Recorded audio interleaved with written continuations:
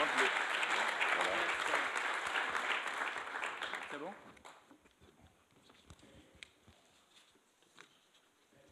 Gloire à Dieu. Je vous salue donc ce matin. Merci pour le retour. Je vous bénis, vous, excellents hommes présents dans ce lieu. Malgré votre emploi de temps chargé, vous êtes venus pour que nous puissions partager la parole de Dieu ensemble. Et c'est une grâce pour nous d'avoir ainsi une si grande réunion d'hommes de valeur, des hommes excellents, d'hommes qui ont l'expérience dans la vie, mais aussi tant sur le plan familial que professionnel. Je voudrais vraiment vous saluer à la juste mesure et vous dire combien c'est précieux d'avoir une si auguste assemblée devant soi et de pouvoir partager l'excellente parole de la grâce de Dieu avec vous.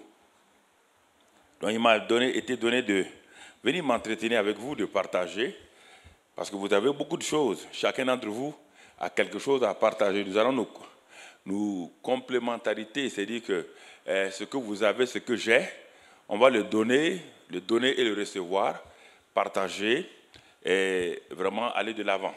Et c'est pourquoi ce matin, si nous voulons voir le thème qui nous a été donné de traiter, la masculinité, comment l'homme peut vivre sa masculinité, nous allons voir d'abord dans la Bible, dans Genèse chapitre 1, nous devons aller au commencement pour voir quelle était l'intention première de Dieu. Parce que tout le reste n'est qu'un changement pour s'adapter à ce que l'homme a perdu dans Genèse 1. Genèse 1 et Genèse 2 sont, en disons, les deux chapitres authentiques de ce que Dieu voulait faire sur la terre. Car Genèse 3, le changement a eu lieu. Genèse 1 et Genèse 2 sont l'expression de la volonté parfaite de Dieu pour l'homme sur la terre. Genèse 3 déjà, l'homme a trahi, Dieu a commencé à réadapter les choses. Alors, pour cela, dans ce passage de Genèse 1, regardons ce que Dieu, les 7 verbes que Dieu va utiliser pour établir la masculinité de l'homme. 7 verbes qui correspondent à ce que nous faisons aujourd'hui sur la terre en tant qu'homme masculin. Alors, dans ce passage-là, le verset 26 dit, « Puis Dieu dit, faisons l'homme », c'était bon mon retour, vous l'avez baissé un peu. « Puis Dieu dit, faisons l'homme à notre image, selon notre ressemblance, et qu'il domine sur les poissons de la mer, sur les oiseaux du ciel, sur le bétail, sur toute la terre et sur tous les reptiles qui rampent sur la terre. Dieu créa l'homme à son image. » Le premier verbe que nous voyons ici, le verbe « créer », montre que l'homme a été créé pour être un fils de Dieu. Et c'est le premier verbe, fils de Dieu, créé à l'image de Dieu. Donc l'identité de tout être humain, en particulier l'homme masculin, son identité vient, sa valeur vient d'abord de son identité de fils de Dieu. Et s'il perd cela, sa masculinité va avoir des problèmes. S'il perd cette identité, vous allez voir quand Adam va perdre cela, tous les autres verbes n'auront plus d'importance. Premier verbe, donc, Dieu créa. Et quand on regarde dans le Nouveau Testament, là encore, pour être fils de Dieu, Dieu nous crée, régénère notre esprit, c'est pourquoi il nous appelle nouvelle création, nouvelle créature. Premièrement, donc, premier verbe, créer. Deuxième verbe que Dieu va utiliser, frère, et verset 28, Dieu les bénit. Le verbe bénit. Donc, les deux vont ensemble. Ce que Dieu crée est béni. Et dans le Nouveau Testament, quand nous voyons, en Jésus-Christ, Dieu nous a créés, régénérés. Et dans Éphésiens 1:3, Dieu dit que nous avons été bénis de toutes les bénédictions. Donc, le parallèle entre le commencement de Genèse 1 et la nouvelle création en Jésus-Christ, on voit les deux. Le troisième verbe que Dieu va utiliser maintenant, quand Dieu a créé et ce qui est créé est béni, Dieu va commencer à mettre cela, la dynamique. Il y a d'abord l'élément de création qui vient de Dieu, de la souveraineté de Dieu, Et Dieu va dynamiser maintenant cette créature qu'on appelle homme avec les 5 autres verbes qui vont venir. Et parmi ces 5 autres verbes, Dieu dit, soyez féconds. Donc, le Fils qui est créé, le Fils de Dieu qui est béni, Dieu lui dit maintenant, sois fécond. Là, l'homme entre dans ce qu'on appelle la fonction de mari. Le mari, parce que là, c'est au pluriel. Quand Dieu a dit, il créa l'homme, c'est au singulier. Maintenant, il dit, soyez féconds. On voit qu'il y a quelque chose qui se passe. Donc, ce deuxième verbe-là, fécond, on parle de mari. Dieu est en train d'établir quelque chose dans la vie d'Adam. Fécond. Donc, on ne peut pas être fécond sans avoir une épouse. Fécond. Deuxièmement, troisième verbe, il dit multiplier. La multiplication, c'est la fonction de père. Donc, il doit se reproduire et se multiplier. La fonction de père que Adam devait accomplir sur la terre. Le verbe qui suit, il dit maintenant, remplissez la terre. Ça, c'est la fonction de prêtre. Prêtre. Donc, l'homme devait être le prêtre de la maison, de la terre, pour remplir la terre de la présence de Dieu. Son rôle était de remplir la terre de la connaissance de Dieu. Que tous ceux qui vont naître dans sa lignée puissent connaître et que toute la création puisse reconnaître que Dieu, et quel était le rôle? C'est le rôle de Dieu. Donc, prêtre. Homme, fils, père, maintenant, mari et prêtre, la maison. L'autre verbe qui suit, il dit assujettissez. Ça, ce verbe-là est en relation avec la fonction de roi, de règne, assujettir. Donc, il doit assujettir, il doit régner. Il doit montrer les principes et les lois spirituelles du royaume sur la terre.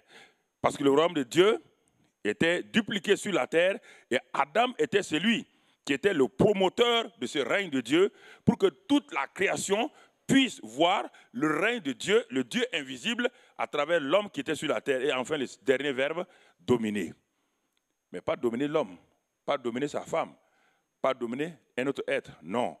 Dominer veut dire simplement exercer son autorité, sa puissance pour contrôler les situations face à un ennemi qui va venir dominer. Pas pour dominer, pas pour faire du mal, pas pour exercer donc une domination que nous connaissons maintenant après la chute. Alors, quand nous regardons ces verbes-là, et quand Adam, donc Dieu a fait Ève, nous voyons qu'ils ont vécu dans cette harmonie pendant un certain nombre de temps. On ne sait pas, la Bible ne nous dit pas exactement combien d'années, mais ils ont réalisé cela. Donc, le Dieu transcendant, qui est au-dessus de tout, le Dieu souverain, va devenir le Dieu immanent, le Dieu qui vient dans sa créature, au milieu de sa créature, et, comme Jésus l'a dit, dans sa créature à la fin.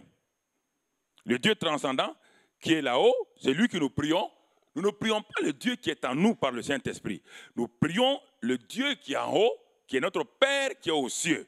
Mais ce Père qui est aux cieux, maintenant, par son Esprit Saint, vit en nous pour nous permettre, sur la terre, de fonctionner correctement avec la conduite du Saint-Esprit, avec la révélation du Saint-Esprit, avec l'enseignement du Saint-Esprit et avec donc l'inspiration du Saint-Esprit pour qu'il y ait une harmonie entre l'homme, le Fils de Dieu sur la terre, avec le Père transcendant qui est là-haut.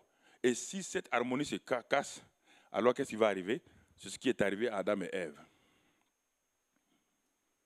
Et la fonction naturelle, le travail que Dieu a donné à Adam et Ève, Dieu lui dit maintenant, j'ai planté un jardin, cultive-le et garde-le. Ça, c'est le travail qui a été confié. Donc, le travail vient de Dieu, depuis le jardin d'Éden. Cultive et exploite le jardin. Utilise-le, fais donc exploiter le jardin qui va permettre à toi et à tous ceux qui vont venir comment exercer donc le travail. Et enfin, quand Adam et Ève ont été mis ensemble, la Bible dit qu'ils étaient nus, ils n'en avaient point honte.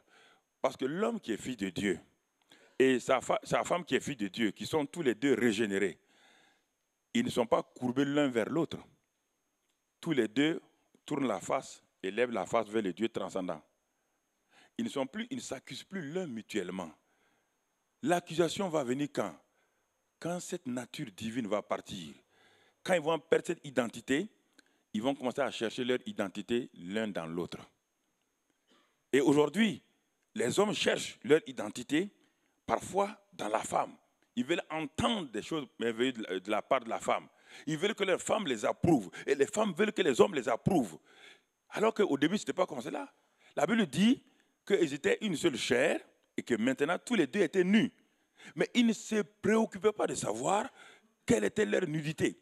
Leur nudité n'était pas une erreur, n'était pas une faillite. Leur nudité n'était pas un échec, n'était pas une imperfection. Car leur nudité, c'était en même temps le revêtement de la gloire de Dieu qui était sur eux. Et quand nous sommes enfants de Dieu, nous sommes revêtus de la gloire de Dieu, on n'a plus à s'accuser mutuellement. Quand je vois mon frère dans l'église, je ne l'accuse pas, je ne vois pas ses imperfections, je ne vois pas ses défauts, parce que mes yeux voient le revêtement de la gloire de Dieu sur ce frère-là. Et je vois, même si je vois ses faiblesses, je n'accuse pas ses faiblesses. Je prie pour que Dieu ouvre ses yeux pour qu'il voie la réalité de sa vie. Alors, en ce moment-là, l'église devient un endroit où il fait bon vivre. Et le foyer devient un endroit où les enfants, la femme et le mari, ils sont contents d'être ensemble. Ils se réjouissent parce qu'ils savent qu'il n'y a pas de défaut, d'imperfection à prévaloir dans la famille, mais quelque chose de fort s'installe en eux. Mais dès le moment où Adam et Ève ont dit non à Dieu, Dieu est venu à la recherche de l'homme. Et quand Dieu est arrivé dans le jardin, Dieu a posé deux questions principales. Il dit Adam, il parle à l'homme masculin ce matin. Adam, où es-tu? Je vous pose la question. Le Dieu qui est omniscient, omnipotent et omniprésent, ça c'est, vous le trouvez dans Genèse 3, verset 9. Dieu pose, il appelle l'homme et lui dit, où es-tu? Dieu nous pose la question ce matin, cher frère, excellent homme. Dieu nous pose la question, Dieu a créé Adam, Dieu est omniscient. Il a vu ce qu'Adam faisait. Pourquoi Dieu lui dit, où es-tu? Est-ce que Dieu parle de la location géographique d'Adam? Non. Alors, s'il ne parle pas de la location géographique d'Adam, il parle de quoi? Quelle est sa position vis-à-vis de lui? Quelle est cette position? Pourquoi tu as quitté cette position d'autorité, de domination, de règne, et où te caches-tu? Pourquoi essaie-tu d'être hypocrite? Parce qu'il est parti se masquer au milieu des forêts, de la forêt. Et il a pris des feuilles pour se couvrir. Dieu dit, Adam, où es-tu? Où est le fils que j'ai créé à mon image? Où est l'être aimé en qui j'ai mis ma ressemblance? Et Dieu nous pose la question ce matin. Pourquoi tant de choses? Pourquoi te caches-tu dans cette forêt épaisse de tes problèmes? Pourquoi ce masque, tu mets ça sur toi et tu te caches? Dieu dit, mon fils, vas-tu sortir de là? Il dit, où es-tu? Adam dit, j'ai entendu ta voix et je me suis caché. L'homme qui avait une relation profonde avec Dieu, l'homme qui attendait la voix de Dieu, l'homme qui se nourrissait de cette voix douce de Dieu, maintenant c'est loin de cette voix-là. Et Dieu nous pose la question ce matin, pourquoi as-tu peur de ma voix? Pourquoi as-tu peur d'être dans ma présence, d'entendre ma douce voix? Ma voix n'est pas une voix de condamnation. Il n'y a que ton propre cœur qui te condamne. Je ne condamne pas mes enfants. Il n'y a que ton propre cœur qui te condamne. Adam, où es-tu? Adam dit, j'ai entendu ta voix et je me suis caché. Parce que je suis nu. Et Dieu lui pose la deuxième question. Quand il a dit, je suis nu, Dieu lui dit, qui t'a appris cela? Qui est devenu ton instructeur? Qui est devenu ton enseignant? De qui détiens-tu maintenant l'instruction, l'information que tu as eue? Qui t'a informé que tu es nu? Vous voyez bien, la connaissance divine a été translatée à une connaissance d'un niveau inférieur. Et c'est cette connaissance avec laquelle nous sommes aujourd'hui. Nous sommes à la recherche de savoir des informations les uns sur les autres, mais des informations qui ne font pas du bien.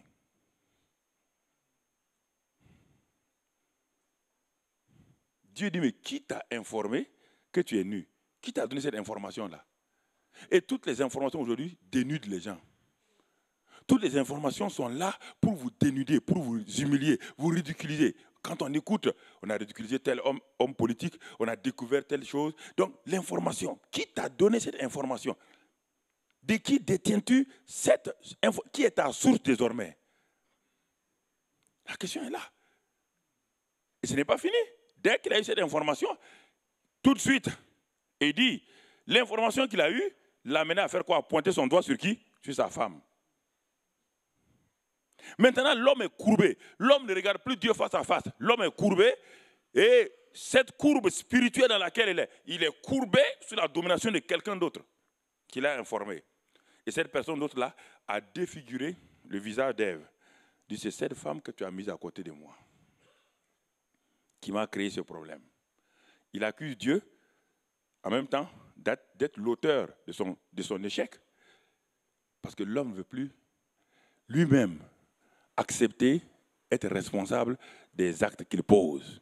Et depuis ce temps-là, nous avons cherché tout le temps à accuser quelqu'un d'autre. Nous avons toujours cherché à mettre sur nos épouses, sur nos enfants, sur la société, sur nos patrons, sur le gouvernement, sur notre environnement, notre responsabilité.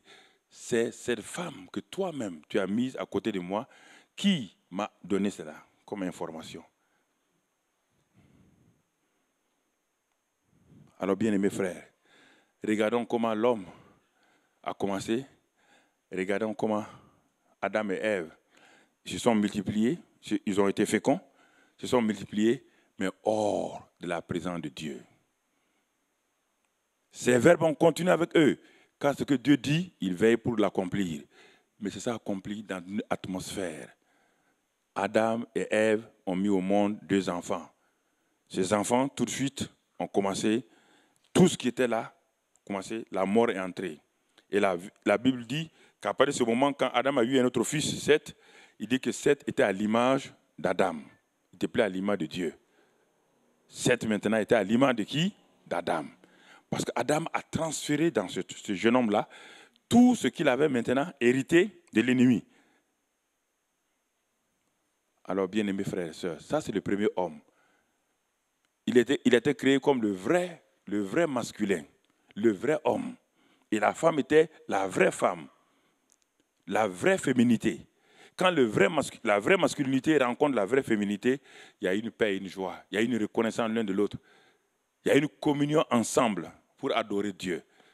Mais quand cela se courbe, quand cela se désagrège, il y a accusation réciproque. On voit les défauts de l'un de l'autre. Alors Dieu va envoyer, pour restaurer toutes choses, le second Adam. Et qui va venir aussi comme un vrai homme. Il va représenter la vraie masculinité, Jésus-Christ. La vraie masculinité. Il est fils de Dieu. Il est marié. L'Église est son épouse. Il est fécond, il se multiplie. Il a tout. Il exerce l'autorité, il assujettit, il remplit. Les 7 fonctions, les 7 caractéristiques que le premier Adam a perdues, Christ est venu les restaurer. Le vrai masculin, le vrai homme, c'est lui. Mais on va voir comment il va agir maintenant. Comment il va restaurer la masculinité. Comment il va nous restaurer. Nous qui sommes maintenant courbés sous l'autorité de quelqu'un d'autre. Nous qui avons écouté, qui avons prêté nos oreilles à quelqu'un d'autre. Nous qui avons, du moins, tissé une association avec quelqu'un d'autre.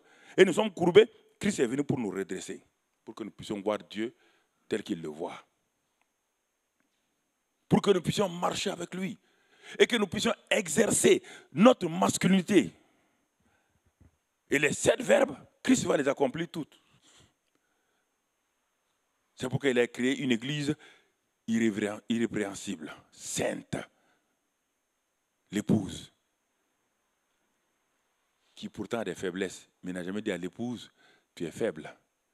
N'a jamais dit à l'épouse, oh, mais tu ne mérites pas ça. Non. Le vrai homme, le vrai masculin, ne dit pas à son épouse, tu as des défauts. Mais il excelle, il conseille, il encourage, il ne condamne pas. La vraie masculinité, donc, est venue par Jésus-Christ. Et regardons comment il va l'exercer. Regardons bien, bien-aimés frères et sœurs. La Bible dit devant Pilate, devant Hérode du moins, quand Hérode lui a dit, quand on a présenté Jésus, on a dit voici l'homme. L'expression voici l'homme. On n'a pas dit le fils de l'homme, on dit voici l'homme. Dans Jean 19, verset 5. Voici l'homme. C'est-à-dire que ça, c'est expressif. Voici l'homme dans sa vraie masculinité. Pas l'être humain. Non. Voici l'homme. Et dans Hébreu, dans le livre de Hébreu, là, 12, versets 1 et 2, la Bible nous dit que désormais, puisqu'on nous a présenté voici l'homme, c'est-à-dire le nouvel homme maintenant, la Bible nous dit dans Hébreu 12, versets 1 et 2, de lever nos regards et de fixer nos regards sur cet homme-là, qui est le chef et le consommateur de la foi. Si nous voulons aller, nous voulons parvenir à notre but, si en tant qu'homme, nous voulons parvenir à notre but, regardons l'homme qu'on nous a désigné, voici l'homme. Et quand nous le regardons, alors quand nous le contemplons, toutes ces caractéristiques spirituelles se transfèrent en nous par le Saint-Esprit. Et nous sommes transformés de gloire en gloire, à l'image de cet homme-là, qui est l'excellent époux, qui est le fils, qui est en même temps la domination, qui se multiplie. Ces qualités d'homme commencent à envahir notre être en tant que masculin. Et on commence à assumer notre rôle d'homme, de fils, de père, de mari, de prêtre, et aussi d'autres éléments que nous allons voir dans cette première partie. Bien-aimés frères et sœurs,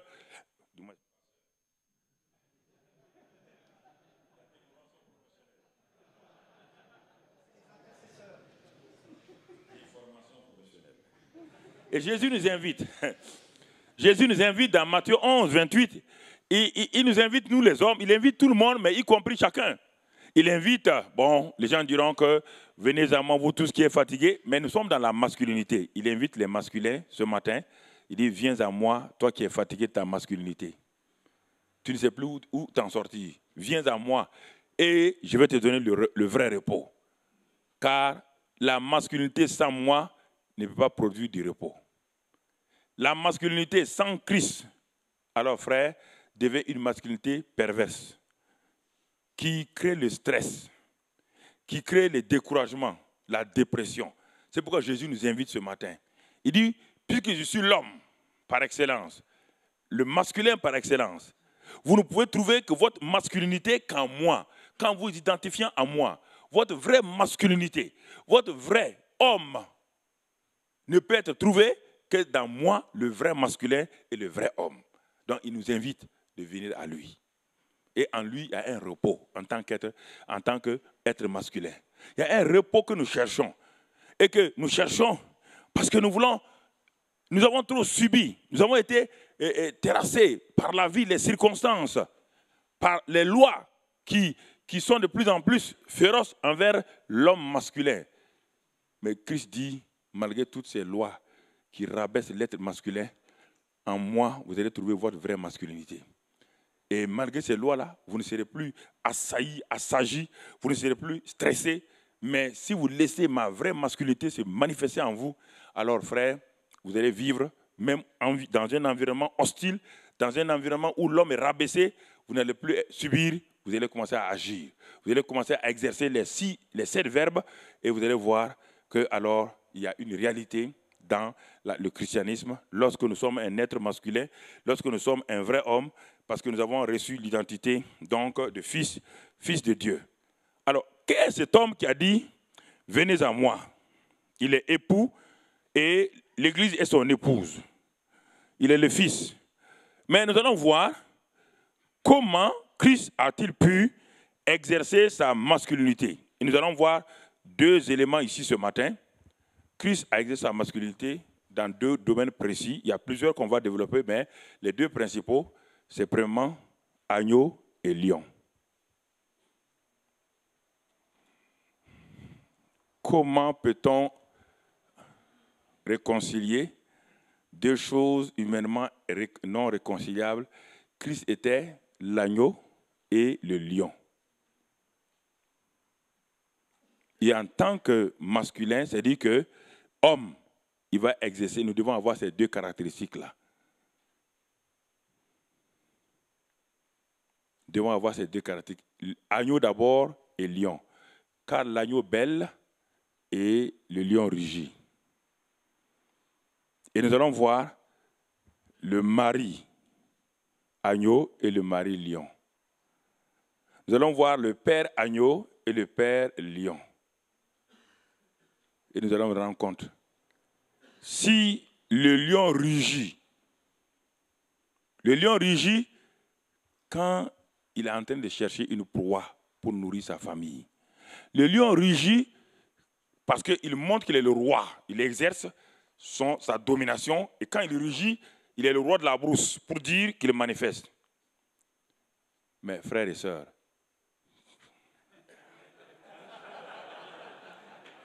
mais quand le lion, il ne rugit jamais dans sa tanière. Quand il y a les lionceaux, vous ne le voyez jamais rugir. Alors, en tant que mari, en tant que père, si nous rugissons trop dans notre famille, qu'est-ce qui va se passer? Et réfléchissez à cela. Sommes-nous des maris agneaux? Nous devons être les deux, mari agneau et en même temps mari lion. Nous devons être père agneau et père lion. Pas l'un avant l'autre. Il faut d'abord bêler, l'agneau livre sa vie,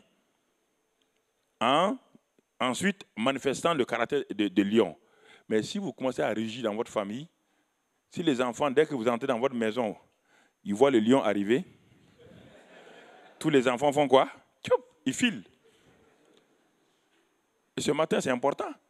Quelle sorte de père es-tu? Un père lion ou d'abord un père agneau? Même le lion, qui est le plus fort dans sa tanière, avec les lionceaux, qu'est-ce qu'il fait? Il joue avec eux. Il les aime, il les prend. Mais jamais il ne rugit sur ses agneaux. Ces lionceaux, jamais.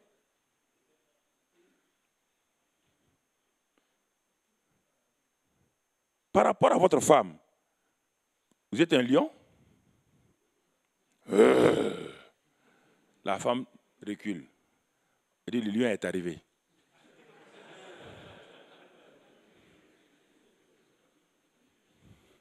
Ou bien quand vous rentrez dans la maison, c'est l'agneau qui arrive. Et nous allons voir quel est le rôle que Jésus a joué en tant que le premier masculin vis-à-vis de son épouse, l'Église. Il a été agneau pour l'Église, il a été aussi lion pour l'Église, qui est son épouse. Regardons la parole de Dieu et nous allons avancer pas à pas. Bien-aimés frères, tout homme chrétien, laissons, bon, ok, on va continuer, c'est la tradition. Tradition pastorale. Tout homme chrétien a ces deux aspects dans sa nature masculine. Nous allons voir d'abord l'homme à la maison en tant que mari et père. Nous devons apprendre à dépendre du Saint-Esprit pour que ces deux aspects de notre vie se manifestent. C'est le Saint-Esprit qui sait à quel moment nous devons être agneaux et à quel moment nous devons être lions. Et c'est pourquoi le Saint-Esprit est venu vivre en nous. Notre intérieur n'est pas un site touristique pour Dieu. Si Dieu est venu habiter en nous, ce n'est pas faire du tourisme. Il est venu à nous parce qu'il veut nous donner son identité, son caractère. Et c'est le Saint-Esprit qui nous donne ces deux éléments fondamentaux, la nature de l'agneau et la nature de lion. Et en tant que mari ou père, quand j'ai noté, j'ai fait quelques notes, en tant que mari, quand nous sommes agneaux, qu'est-ce que l'agneau? C'est la nature douce, c'est le fruit de l'esprit. C'est ce qui fait que dans la maison, la Bible dit clairement que le mari, le mot amour est lié au mari et le mot soumission est lié à la femme, si vous lisez la Bible. Le mot amour est lié à l'homme et le mot soumission est lié, parce que soumission ne veut pas dire esclave. C'est simplement la contraction de deux mots, soumission. C'est-à-dire que l'homme est celui qui est appelé à aller en mission. Et Dieu lui a donné une aide qui est sous la mission de l'homme, simplement, qui est dans l'équipe missionnaire de l'homme pour accomplir la destinée de l'homme. Soumission ne veut pas dire être le tapis. Non. Soumission, sous-mission. Une équipe de mission. Alors, c'est pourquoi l'équipe de mission ne peut être une équipe vainqueur que si le chef de mission exerce l'amour. C'est pourquoi Dieu dit que l'homme doit aimer sa femme.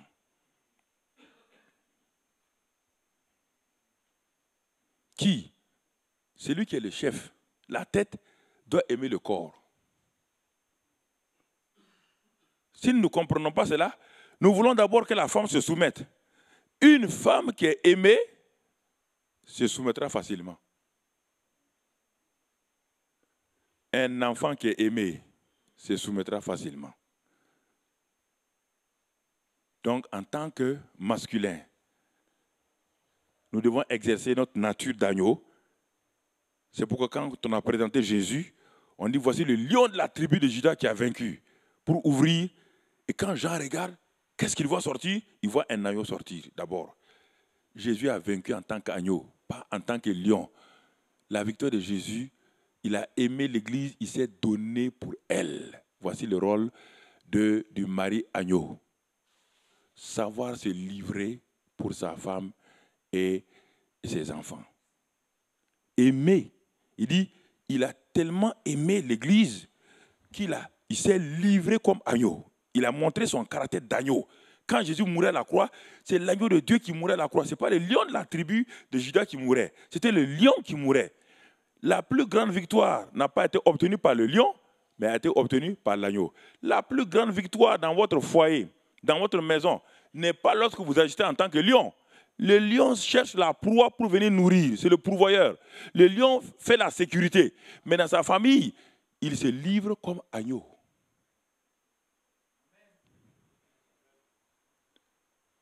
C'est cela que le Saint-Esprit nous apprend. L'agneau de Dieu. Il s'est livré lui-même. Il s'est livré. Bien-aimés frères et sœurs, Ésaïe nous dit qu'il n'a pas regardé à lui-même. Il s'est livré. Ésaïe 53. Éphésiens 5, si nous voulons lire, Éphésiens 5, verset 25. Nous pouvons lire cela. Le mari qui est agneau, Ésaïe 5, 25, nous dit ceci. Marie, aimez vos femmes comme Christ a aimé l'Église et s'est livré lui-même pour elle, afin de la sanctifier par la parole, après l'avoir purifiée par le baptême d'eau, afin de faire paraître devant lui cette Église glorieuse, cette femme, vous entendez? Cette femme glorieuse. Enlevons le mot Église, mettons à la place l'épouse. Cette épouse glorieuse, sans tache, ni ride, ni rien de semblable, mais sainte et irrépréhensible. Il l'a fait comment? En la sanctifiant. Il a sanctifié l'épouse.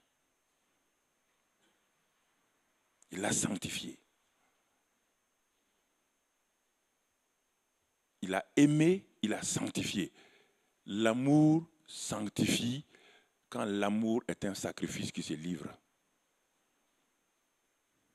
Bien-aimés, frères, l'amour, voilà ce que Christ a fait. Voilà ce que l'agneau a fait. Voilà ce qu'il a fait pour l'Église. Et la suite dit, c'est ainsi que les maris doivent aimer leur femme comme leur propre corps. Celui qui aime sa femme s'aime lui-même. Mystère, grand mystère. Celui qui aime sa femme s'aime lui-même.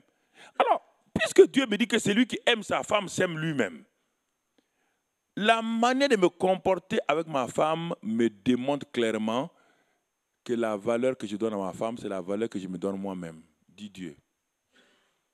Il n'y a pas de séparation car les deux sont devenus un. Les deux étant devenus un.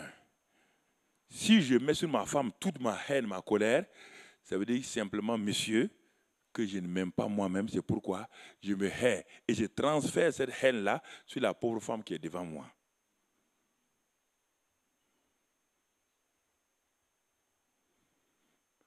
Toutes ces colères brusques que nous voulons dégager en disant, mais elle n'a pas fait ça, elle n'a pas fait ça. Dieu dit non.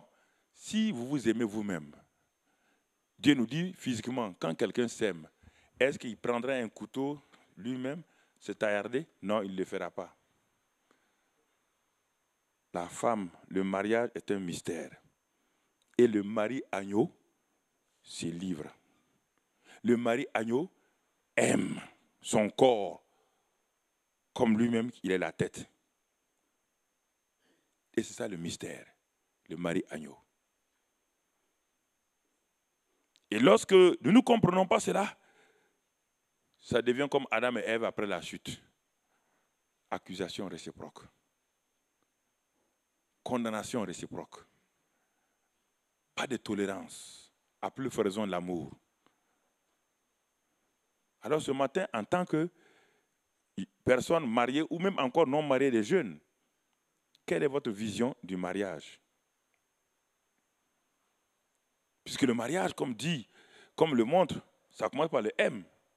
Et le M, ça veut dire mort.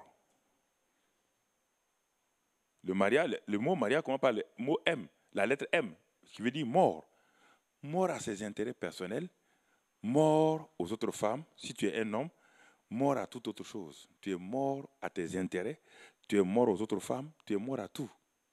Et quand cette mort, réellement, elle est dans l'identité, comme agneau, tu t'es livré pour ta femme en tant que mari. Tu es mort à tes intérêts. Tu es mort aux autres femmes. Alors quelque chose va se dégager, le A va sortir. Le A va sortir comment? L'amour. L'amour qui excuse tout. Car un mort excuse tout, croit tout, est patient. Un amour, et 1 Corinthiens 13, 4, 8 devient une réalité.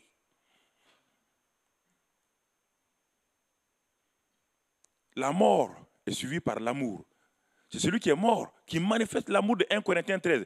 Parce que l'amour de 1 Corinthiens 13 ne peut pas être vécu par quelqu'un qui est vivant par son vieil homme. Jamais.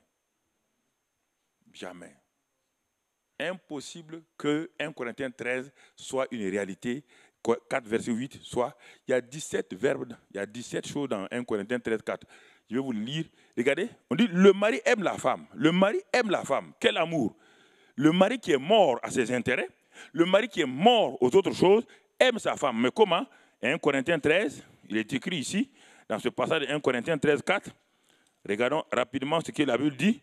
L'amour est patient. Ben dans la Bible seconde, on dit la charité. L'amour est patient. On parle de l'amour agapao, qui est répandu dans nos cœurs par le Saint-Esprit. Et c'est moi le mari, c'est toi le mari, qui doit exercer l'amour. Ce n'est pas la femme. Dieu dit que c'est l'homme qui aime et la femme se soumet. Alors, regardez bien maintenant, quel amour? Cet amour dont il parle ici. L'amour est patient, 1. Plein de bonté, 2. N'est point envieux, 3. Ne se vante point, 4. Ne semble point d'orgueil, 5. Ne fait rien de malhonnête, 6. Ne cherche point son intérêt, 7. Ne s'irrite point, 8. Ne soupçonne point le mal, 9. Ne se réjouit point de l'injustice, 10. Ne se réjouit de la vérité, 11. Excuse tout, 12. Croit tout, 13. Espère tout, 14. Supporte tout, 15. Et l'amour ne périt point, 16. Et dans Romains 13, verset 10, l'amour ne fait pas de mal à son prochain, 17. 17 éléments que, en tant qu'homme, c'est toi qui dois aimer, qui dois envoyer ça dans ta famille. Si tu t'assois, tu fais le compte. Tu es un comptable. Regarde sur les 17 éléments, il y a combien que tu pratiques? Combien? J'ai fait asseoir un couple dans notre église. Je les ai fait asseoir. J'ai dit, bon, chacun, la femme était assise, le mari était assis, devant tout le monde, 3000 personnes. J'ai dit qu'ils ouvrent la Bible, ils ont ouvert chacun sa Bible et commençaient à regarder bien 1 Corinthiens 13. Quand l'homme a dit l'amour, quand l'homme a commencé à dire l'amour est patient, la femme lui a dit, tu es sûr?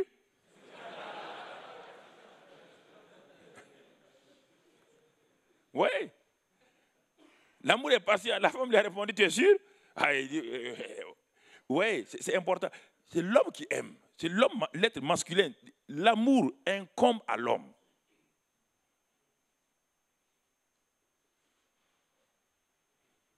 Notre responsabilité, vous voyez, en tant que mari et en tant que père. Ça, c'est en tant que mari. Donc, Si nous ne manifestons pas l'amour, nous allons subir la haine des autres. Nous allons subir les autres. Nous devons agir. L'amour est un acte, c'est une volonté. Ce n'est pas un sentiment. Quand Jésus dit d'aimer ses ennemis, il est intelligent. Il sait bien qu'un homme qui a été vexé sur le plan des sentiments, comment peut-il aimer son ennemi si ce n'est pas les sentiments? Je suis blessé par quelqu'un. Comment je peux aimer cette personne-là, Jésus? Mais Jésus me dit que les sentiments, ce n'est pas l'amour. De l'amour peut sortir un sentiment, mais le sentiment n'est pas l'amour. Et c'est pourquoi les gens sont rejetés. Les gens sont rejetés à cause du fait qu'ils confondent l'amour et les sentiments.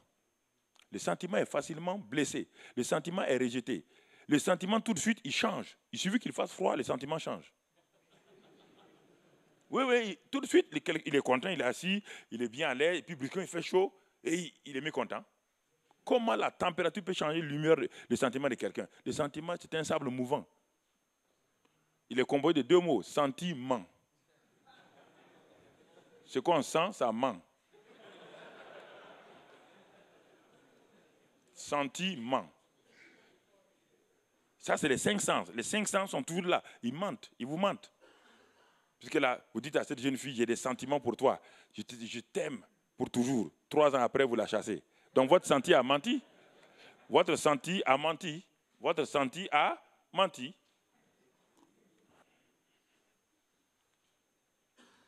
Alors nous voyons ici, bien-aimés frères, que le mari, Jésus, s'est livré comme agneau. Et quand il s'est livré comme agneau, alors les choses ont commencé. Les gens ont dit, mais ce n'est pas possible. Si nous comprenons cet amour-là, mais regardez son épouse, comment son épouse est rebelle. Mais Jésus n'a jamais dit, je suis maintenant impatient. Trop, c'est trop. Il n'a jamais dit cela. Nous sommes l'époux de Christ. Et il nous a aimés. Et il manifeste l'amour. Et malgré cela, nous sommes parfois rebelles contre lui. Nous ne sommes pas soumis. Mais il ne nous a jamais dit, tu es rebelle. Il ne nous a jamais condamnés. Alors, en tant que mari, agneau, Dieu a mis cette grâce en nous par le Saint-Esprit. Le Saint-Esprit est en nous déjà, frère. Il n'est pas au dehors, il est déjà en nous. Il est dit qu'il a répandu l'amour de Dieu en nous. L'amour, quel amour? L'amour agapao est déjà en nous. Cette nature divine, cet amour qui excuse là, est déjà en nous. Mais combien de gens savent l'activer? C'est l'activation de l'amour. Qu'est-ce qui active l'amour? Qui est déjà là. Il n'est pas au dehors. Ne faites pas comme ce monsieur qui a pensé que la patience est au dehors. La patience est liée au Saint-Esprit. L'amour est lié. Quand vous regardez 1 Corinthiens 13, 4 et vous partez voir dans Galates 5, 22, vous trouvez les mêmes éléments des deux côtés. L'amour, la joie, la paix, la patience, la douceur. Vous trouvez les mêmes éléments de chaque côté. Donc ces éléments sont dans le Saint-Esprit. Et le Saint-Esprit est dans votre esprit. Et votre esprit et le Saint-Esprit sont un. 1 Corinthiens 6, 17. Et il est en vous. Vous êtes la branche. La branche de l'oranger est censée porter le fruit de l'orange. Nous sommes les sarments. Nous sommes censés porter le raisin. C'est le fruit de l'esprit n'est pas sur le tronc, n'est pas sur les racines. Le fruit d'un arbre se trouve sur les branches. Et nous sommes ces branches, frères. C'est parce que nous sommes liés à l'arbre. C'est parce que nous sommes dans l'arbre que la vie de l'arbre, donc la sève et toute la vie de l'arbre se manifeste plus tard par le fruit qui rend visible que cet arbre est un oranger, cet arbre-là est un figuier, cet arbre-là est simplement un pommier. À cause de quoi? Des branches qui manifestent, qui portent les fruits. Donc, ne pas porter les fruits de l'esprit est anormal. Allez-y demander à vos pommiers, à vos orangers. Mais est-ce que c'est normal à une branche, c'est normal de porter des fruits? Si la branche peut vous parler, vous dites, mais vous êtes insensé, je suis fait pour ça. Je suis fait pour ça. Est-ce que tu fais un effort? Non. La seule chose, je demeure dans l'oranger. Quand je demeure dans l'oranger manifeste son fruit en moi. Et ce monsieur dont je voulais parler tout à l'heure, Et il était impatient vis-à-vis de sa femme. Il est parti jeûner et prier 3 jours. C'est bon? Mais il ne sait pas que le jeûne peut contrôler les sentiments d'un homme pendant quelques jours. Quand vous jeûnez, vous allez devenir faible. Hein? Même si vous êtes impatient, vous devenez faible. Il a jeûné, il est revenu à la maison. Il dit, ah Seigneur, merci. Merci d'avoir contrôlé ma vie maintenant. Mais le jeûne assagit vos sens. Le jeûne est un très bon moyen physique, thérapeutique pour faire beaucoup de choses en vous. Mais le jeûne ne change pas quelqu'un. Il est arrivé à la porte, il a trouvé que sa femme est partie au marché. La porte était fermée. Dieu voulait lui apprendre une leçon. Et quand il est arrivé, il a trouvé que sa femme était partie au marché, il s'est arrêté devant la porte, et puis il a commencé à chanter Alléluia, Alléluia, Alléluia. 10 minutes sont passées, Alléluia. 20 minutes sont passées, Qu'est-ce qui commençait à monter? L'impatience a commencé à faire quoi? À monter. Au bout d'une heure, quand la femme arrive, dit, d'où viens-tu? Où es-tu? La femme dit, chérie, va jeûner encore, va prier. On n'obtient pas la patience, c'est pas ça. On n'obtient pas la patience en allant jeûner. Le jeûne va vous maîtriser votre corps. C'est normal, le jeûne maîtrise le corps, fait du bien au corps, enlève toutes les graisses et tout, vous donne d'être... Mais le jeûne ne change pas quelqu'un. Ça vous aide à entendre Dieu. Ça vous aide, ça purifie vos sens pour que vos sens soient aiguisés, pour entendre la voix douce du Saint-Esprit. C'est ça, frère, l'agneau. Et ensuite, maintenant, quand nous sommes un mari agneau, nous devenons aussi un père et un mari lion. Le mari lion sécurise la famille. Le mari lion pourvoit, va au dehors, cherche les proies, c'est de la nourriture, cherche le bien-être pour sa famille. C'est ce que le lion fait. Il sort maintenant au dehors, il commence à rugir. Il ne rugit pas sur sa femme, il ne rugit pas sur ses lionceaux. Il rugit parce qu'il est à la recherche des proies. Il s'en va au dehors. Ça, c'est le mari lion. Après avoir joué, après avoir été un agneau, il sort maintenant, il s'en va travailler. Pour pourvoir aux besoins de sa famille. Il sécurise sa famille. Et quand il y a des problèmes, il tourne autour de sa famille. Quand il y a des problèmes qui viennent, il rugit. Il rugit contre les esprits mauvais. Il rugit contre les phénomènes, les choses bizarres qui viennent contre sa famille. Il rugit. Il est un lion. Il est un lion. Et l'ennemi doit savoir que dans cette famille, il y a un mari lion. Les tentations, les persécutions doivent savoir qu'il y a un mari lion dans cette maison-là. Quand il rugit, les ennemis disent, attention, ce mari il est terrible. Hein? Quand il rugit, les choses se passent. Amen. Ça, c'est important, frère. Les deux vont ensemble. Mais si vous rugitez trop sur votre famille, c'est la catastrophe. Vous allez les déséquilibrer. Vous déséquilibrez la famille, les enfants, vous déséquilibrez le mari et la femme, et ça ne va pas aller. Donc, bien aimé, vous voyez là, le mari agneau, le mari lion. Et c'est pourquoi on peut voir dans Genèse 49, Genèse, vous allez s'aimer la terreur dans votre famille. Ne soyons pas des maris terreurs. Il y a des maris terroristes avant la lettre. Il n'y a pas que des terroristes dans le monde, mais il y a aussi des maris terroristes. Que Dieu nous aide à ne pas être des maris terroristes. Vous voyez, quand il est un lion maintenant, regardons le lion dans Genèse 49. Qu'est-ce que Judas est un lion? Verset 8, il dit, Judas, tu recevras les hommages de tes frères. Ta main sera sur la nuque de tes ennemis. Vous voyez bien, les filles de ton père se prosterneront devant toi. Judas est un jeune lion. Tu reviens du carnage, mon fils. Ça, c'est le lion. Il revient du carnage. Et il vient pour pourvoir aux besoins de sa famille. Il ploie les genoux, il se couche comme un lion, comme une lionne qui le fera lever. Le sceptre ne s'élèvera point de Judas. Donc quand nous sommes le lion dans la maison, c'est le roi. Il manifeste sa majesté. Pour sa famille, il protège. Mais il ne détruit pas sa famille. Et le père agneau, c'est la même chose. Le père agneau sait prendre ses enfants, touche ses enfants. Le père agneau, c'est celui qui sait poser sa main sur la tête de ses enfants, leur dire comment il les apprécie. Le père agneau attend ses enfants, même quand ils sont rebelles.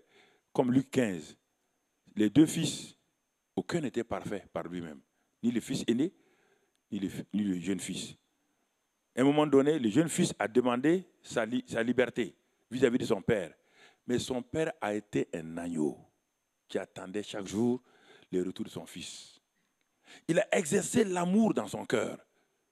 Et un jour, vous savez, quand j'ai commencé à prêcher l'évangile, Dieu faisait, parce que j'avais eu cette grâce, converti en France, à Toulouse, en 1973. Dieu m'a fait grâce de me visiter par le Saint-Esprit, de me remplir du Saint-Esprit. Et les dons spirituels ont commencé à se mouvoir dans ma vie puissamment à l'église de Toulouse. En l'espace de 3 mois, la parole de connaissance, de sagesse se manifestait. Alors, mais j'étais ébahi, je ne savais pas ces choses. Je suis né musulman. Je suis un musulman praticien. Mon papa était un waliyou, un des saints de l'islam. J'ai grandi dans l'initiation à la lecture du Coran. J'ai grandi dans toute la culture musulmane. Et j'arrive là, je me convertis en 1973, et brusquement le Saint-Esprit se meut dans ma vie. Je suis rempli du Saint-Esprit sans comprendre ce que c'est. Je manifeste les dons du Saint-Esprit, et il y a 3 semaines, le 7 février, le 15 février, le 21 février 1975, ma maison est devenue comme le ciel. Pendant 3 semaines, ma maison était visitée. J'étais étudiant en 3e cycle. Je faisais un DES en économie financière. Et là, Jésus-Christ vient dans ma chambre le 15 février. J'étais couché là, à 6h45. J'avais fini de prier. Je voulais me reposer pour me lever pour écrire les mémoires. Dès que j'ai posé la tête sur l'oreiller, j'entends une voix qui dit « Jésus, viens ». Quand la voix est retentée, Jésus vient, je tourne ma tête de ce côté droit, je vois le visage de Jésus. J'ai eu tellement peur, j'ai dit « Seigneur, purifie-moi, sanctifie-moi ». Il ne m'a rien dit. Et j'ai eu tellement peur, j'ai tourné ma face de ce côté et je vois Jésus-Christ assis là à ma gauche, en blanc. Et il me fixe droit dans les yeux, sans condamnation, mais une compassion qui sort de lui. Il me regarde attentivement, je le regarde. Quand il a vu que mon regard était attentif, j'étais centré sur lui, uniquement sur lui, toute ma pensée, j'étais accouché près d'un mur comme cela, il a pointé son doigt, il a dit « Voici, j'ai détruit les œuvres des ténèbres et je te donne la puissance sur l'ennemi. » Il a parlé, quand il a fini de parler, il s'est levé, il a fait 1 pas, 2 pas, 3 pas, il a traversé le mur. Ça, c'est le 15. Le 21 février, le même matin, la gloire de Dieu remplit ma chambre. Une lumière plus que la lumière du soleil. Le matin encore. Je ne comprenais pas ce qui m'arrivait. 3 semaines de visitation divine. 3 semaines où Dieu s'est manifesté dans ma chambre. Et quand je suis sorti de là, je savais que quelque chose, et les visions ont commencé, où je me voyais en train de prêcher en Afrique, prêcher dans le monde, dans beaucoup d'endroits. Mais j'ai dit, mais Seigneur, qu'est-ce qui se passe? Pourquoi je vois ces foules-là? Pourquoi je vois ces miracles, ces guérisons? Je ne savais pas, j'étais un jeune musulman converti. Je ne comprenais pas les voix du Saint-Esprit. Et j'ai commencé à regarder la Bible. J'ai commencé à feuilleter, à regarder. J'ai lu la Bible en 3 mois pour voir ce que la Bible contenait. Je voulais m'assurer que ce que je vivais était dans cette parole-là. Et un jour, dans ma chambre d'étudiant, j'ai posé la Bible et je me suis arrêté. Et j'ai dit, Seigneur, quoi qu'il advienne dans ma vie, je sais que je serai persécuté. Je ne suis pas retourné dans mon pays encore. Je n'ai pas rencontré la persécution. Je dois rencontrer la persécution au pays. Et quand je suis rentré, effectivement, les tentatives de mort ont commencé. Mais il a fallu que j'expérimente la réalité de Christ. Là, dans ma chambre, quand je suis allé sur le terrain, empoisonné, j'étais en train de mourir littéralement au village. Le sang sortait, ma mère pleurait. Tout le monde disait, il va mourir. Et les gens ont dit, mais comment? Son père a été un grand imam, un grand waliyou. Et puis il a trahi, il est devenu kafr, ça veut dire qu'il est devenu chrétien. Et pourtant, il influence la jeunesse de la ville. S'il meurt, comme ça, aucun des jeunes n'aura le courage de se convertir. Mais j'étais assis devant la case où j'étais, mon père avait construit. J'étais assis devant cette case-là, en train de mourir littéralement. Et cet après-midi, je me suis assis, j'ai levé mes yeux vers Dieu. Si je meurs, Seigneur, est-ce que ce sera pour ta gloire? Et la présence du Saint-Esprit est venue à 15h30 dans l'après-midi. Cette après-midi chaude. Cette présence de gloire est venue me visiter d'un seul coup. et ma maladie est partie. Alors quand je suis allé dans la ville, les gens étaient étonnés. Et je te dis cela, écoute mon frère, c'est important que tu comprennes. Malgré toutes ces expériences-là, je n'ai pas compris le mécanisme de vivre la vie divine en moi en relation avec les autres. J'avais vu la puissance, j'ai vu l'onction, j'ai vu des aveugles voir, j'ai vu des paralytiques marcher, j'ai vu des miracles et des miracles. Mais dans ma famille, j'opérais comme un père lion. Quand j'arrivais, alors mais pourquoi? Qui a posé ce papier ici? Ramassez ça, allez, mettez de l'ordre ici, allez, alors ça, là. Le lion est arrivé.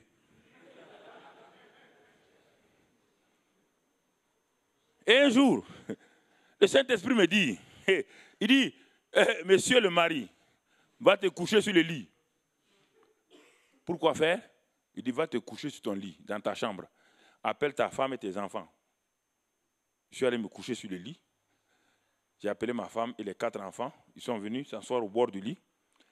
Et dit, demande à tes enfants, qu'est-ce qu'ils pensent de toi? C'est terrible, hein? C'est la plus grande épreuve qu'on ne doit pas soumettre aucun homme à cela. Ne vous soumettez jamais à cela. Heureusement, il n'y avait personne, il n'y avait pas l'église. Hein? Alors, j'ai demandé au plus petit, qui s'appelle David, il dit, David, qu'est-ce que tu penses de papa? Il dit, oh, papa crie trop. Oh, quand il vient à la maison, il crie, et il nous accuse de tout, il crie, il faut mettre de l'ordre ici, il fait ça. Ça, c'est le plus jeune hein, qui dit ça. Je demande à l'autre fille, celle qui est mariée actuellement aux États-Unis, je demande à Anne-Daniela, qu'est-ce que tu penses? Même chose. Je demande au deuxième, même chose. J'ai commencé à transpirer. J'étais couché dans le lit, je transpire tout seul. Voici comment mes enfants me voient. L'homme de Dieu qui fait des miracles. Regarde, ils vivent de façon médiocre dans sa famille. Quand les enfants ont fini, j'ai attrapé ma tête et dit, c'est pas possible, Seigneur. Un homme qui est loin du Saint-Esprit.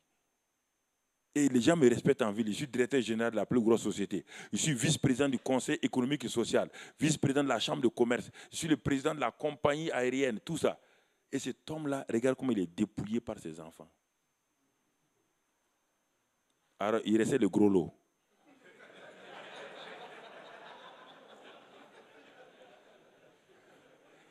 Le gros lot, c'est qui?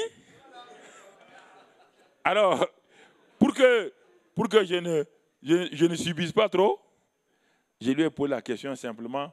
Vous savez, les hommes aiment manipuler les femmes. J'ai posé une question qui l'a manipulée. Il dit, est-ce que tu as quelque chose à dire?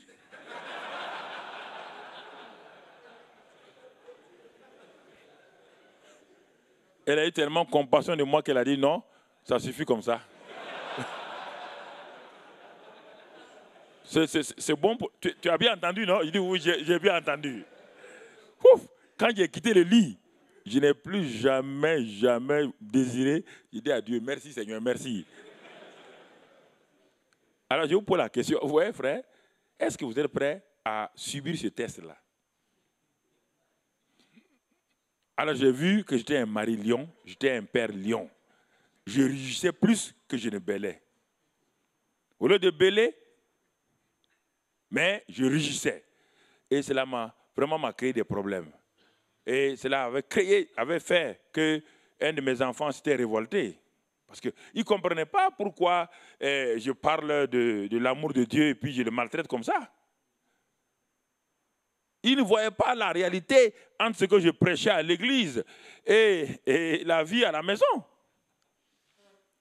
Aimez-vous les uns les autres. Il dit, mais papa, tu aimes les gens de l'église et tu hais des gens de ta maison. On ne comprend pas ça. Mais vous voyez comment l'enfant comprenait ça? Pour lui, je les haïssais parce que je les corrigeais. Je voulais qu'ils soient saints. Je voulais qu'ils soient comme ça. Mais à l'église, je disais, non, frère, ça va, ça peut aller. Alors,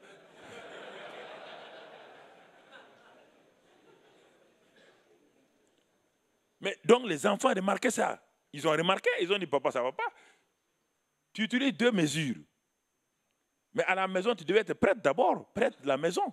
On va le voir tout à l'heure dans la deuxième partie. Alors, j'ai commencé à rentrer en moi-même et je me suis assis, Seigneur, je vais être un vrai père, je vais être un vrai mari, je vais être un vrai homme. Je suis fatigué de jouer à l'homme. Je suis fatigué de porter un costume de théâtre de l'homme. Je vais enlever ce costume, le poser, et je vais me présenter devant toi tel que je suis. Apprends-moi à aimer, apprends-moi à discerner, apprends-moi à livrer ce que tu as mis en moi. Et c'est là que le Saint-Esprit a commencé à m'enseigner tout doucement comment donc être un homme qui puisse glorifier le nom du Seigneur. Et alors j'ai commencé à réaliser l'amour et la bonté de Dieu. J'ai commencé à réaliser la grâce de Dieu. Je vais, bien aimés frères et sœurs, ça ne fait rien. Puisque vous êtes un avec vos femmes, donc c'est la même chose. Donc je vais faire une pause ici.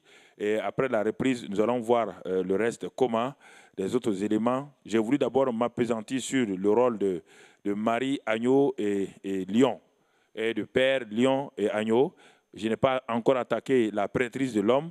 Je n'ai pas encore attaqué les autres éléments dans la société en tant qu'homme. Donc déjà, s'il y a la victoire dans le foyer, s'il y a la victoire dans la famille, si nous sommes un père vraiment agneau et un père lion, quand nous savons bêler au bon moment et quand nous savons rugir au bon moment, alors notre famille est restaurée. Là, notre famille va apprendre à distinguer que papa est en train de rugir, pas contre nous, papa est en train de rugir parce que les problèmes viennent. Et cela veut dire qu'ils seront prêts à venir devant papa, à côté de papa, pour l'aider à rugir. Et les lionceaux vont rugir avec lui. Parce qu'ils savent que papa est en train d'attaquer les problèmes extérieurs, de défendre la famille, de sécuriser la famille. Et quand papa bêle, ils savent que papa est en train d'être l'agneau de la maison, de se livrer comme amour, de leur donner toutes choses. Et alors, les enfants vont apprendre aussi à bêler et à être des lions. Et alors, ils vont apprendre à manifester ces choses-là. Nous reproduisons ce que nous sommes. Nous ne pouvons pas reproduire plus que ce que nous sommes. Donc, il ne faut pas qu'il y ait une dichotomie dans notre vie. La vie chrétienne, ce n'est pas une vie dichotomique. Ce n'est pas une vie à l'intérieur du bâtiment d'église et une autre vie au dehors. Nous devons être hommes entièrement à l'intérieur comme à l'extérieur. Dans la maison comme à l'extérieur de la maison, être des hommes de Dieu. Des hommes qui sont des hommes selon le cœur de Dieu. Nous allons prier et on va s'arrêter là. Et la deuxième partie, on va faire un temps de ministère avec Philippe de Kourou pour que nous puissions aller de l'avant. Prions maintenant, frères et sœurs. Père, nous te remercions ce matin pour cette première session. Te bénissons pour cette grâce que tu nous donnes. Oh, nous avons fonctionné souvent à l'inverse. Nous avons plutôt rugi plus souvent dans nos familles que d'avoir bêlé. Nous n'avons pas su montrer l'amour qu'il fallait. L'amour qui transforme, l'amour qui change. L'amour, Christ a été l'agneau qui a aimé l'Église et qui s'est livré pour elle. Et même quand Pierre l'a trahi, il a manifesté l'amour pour regagner Pierre. Il a toujours gagné les gens par le seul amour. Il a exercé en tant que mari, en tant que père, il a exercé son amour envers l'Église, envers son épouse. Aide chacun d'entre nous ce matin. Nous sommes venus ici. Plusieurs d'entre nous, Seigneur, réalisent combien ils ont été comme des lions dans la famille. Ils ont été comme des maris quand des pères absents de la famille. Quand nous prions, notre Père qui est aux cieux, beaucoup d'enfants ont dit, notre Père qui est devant la télévision. Ils ont prié le Père qui est devant la télévision. Papa, maintenant, détourne de ta télévision, commence à nous regarder. Es-tu un papa qui est devant la télévision? Quand les enfants t'appellent, tu dis aux enfants, dites, notre Père qui est aux cieux. Il dit, mais papa, nous ne pouvons pas dire notre Père qui est aux cieux, car toi, tu es notre Père qui est devant la télévision. Comment pouvons-nous dire une chose qui n'est pas réelle? Où es-tu comme un père? Tu dis, dites à vos enfants, papa, viens au milieu de nous, Père Céleste, viens au milieu de nous. Les enfants vont dire, mais tu es un papa tout le temps absent quand on a besoin de toi. Un papa qui est tout le temps absent, occupé. Et le travail est devenu ton amour. Le travail est devenu ton idole. Et nous sommes sacrifiés sur l'autel de ton travail. Au lieu que tu sois l'agneau qui se sacrifie pour nous, tu nous sacrifies sur l'autel de ton travail. Bien-aimés frères, regardez ce matin-là. Regardez ce matin. Et tu es un papa absent, un papa trop occupé, un papa qui, le comportement de ses enfants sont des cris de détresse qu'ils lancent vers toi. Les enfants sont au dehors, ils sont dans la drogue, dans l'alcool. Ce sont des cris de détresse. Mais tes oreilles ne sont pas ouvertes pour entendre les cris de tes enfants. Ta femme est dans la dépression. Elle ne prend plus plaisir en cette présence. Le premier amour est éteint. Et tu es préoccupé pour venir leur donner à manger, à boire. Ils ne veulent pas la nourriture. Ils veulent d'abord que tu sois un simple agneau. Un simple agneau qui les aime et qui donne ta vie pour eux. Papa, c'est bon de travailler. C'est bon de te reposer devant la télévision. C'est bon de dire aux enfants, laissez papa est fatigué. Il lit ses journaux, il regarde la télévision. C'est bon.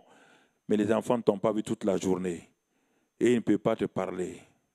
Alors mon frère, réfléchis. Pour qui travailles-tu? Pour qui accumules-tu tous ces capitaux? Pour qui les accumules-tu? Pour ces enfants? Peut-être ils diront qu'ils n'en ont pas besoin. Ils ont besoin de l'amour simplement, d'un geste. Que tu viennes les voir, que tu sortes avec eux, que tu leur dises des paroles douces, que tu dises à ta femme, chérie, tu es excellente, ta robe est excellente, tu es une femme excellente, que tu t'assieds avec ta femme sans regarder la télévision, mais lui parler, qu'elle soit ta télévision, que tu la regardes et que tu l'admires, que tu la célèbres. Sois ce mari, sois ce père, et tu verras que l'atmosphère de ta famille va changer. Tu verras que le Saint-Esprit, l'Esprit de Dieu, l'Esprit de grâce va remplir ta maison. Tu verras un changement radical dans le comportement de cet enfant rebelle. Tu verras que la prière ne change pas les gens, mais l'amour change plus facilement.